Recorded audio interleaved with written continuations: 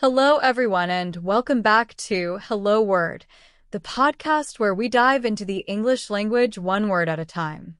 I'm Alex, your host, and today we have a fantastic word to explore together. The word of the day is arrangement. It's an A2 level noun that means a plan or organization of things. It's a super practical word that you'll find useful in so many situations. Let's break it down a little more. When we talk about an arrangement, we're often referring to how things are planned, organized, or set up.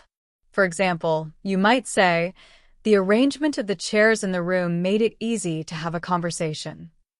It's also used when discussing plans or agreements, like, we made an arrangement to meet at the park after school. There are a few words that mean something similar to arrangement, like organization, plan, and setup. For example, you could say, the organization of the files on her desk was impressive, or they created a plan for the weekend trip. You might also say, the setup for the party was beautiful. These words all carry a similar idea of something being planned or organized. On the flip side, antonyms of arrangement include disorder, chaos, and mess. For instance, the room was in complete disorder after the kids finished playing.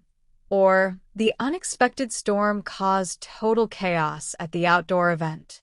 You might also hear, there was a mess in the kitchen after cooking dinner. So, how can you use arrangement in everyday life? Imagine you're talking about a dinner party. You could say, the arrangement of the flowers on the table added a lovely touch. Or, if you're discussing plans with a friend, you might say, let's finalize our arrangements for the trip to the beach. It's also common in formal situations like, the arrangements for the meeting have been confirmed.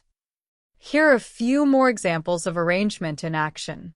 The seating arrangement in the classroom was changed to encourage group work. We came to an arrangement with our neighbors about sharing the parking space.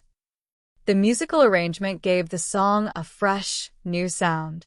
And that's a wrap on today's episode. We've explored the meaning of arrangement, learned about some synonyms and antonyms, and seen how to use it in a variety of contexts. Thanks so much for tuning in to Hello Word. Don't forget to subscribe to the podcast and leave a review. It really helps others find the show. I'd love to hear how you'd use arrangement in a sentence, so drop your examples in the comments. Until next time, keep learning and exploring the wonderful world of words.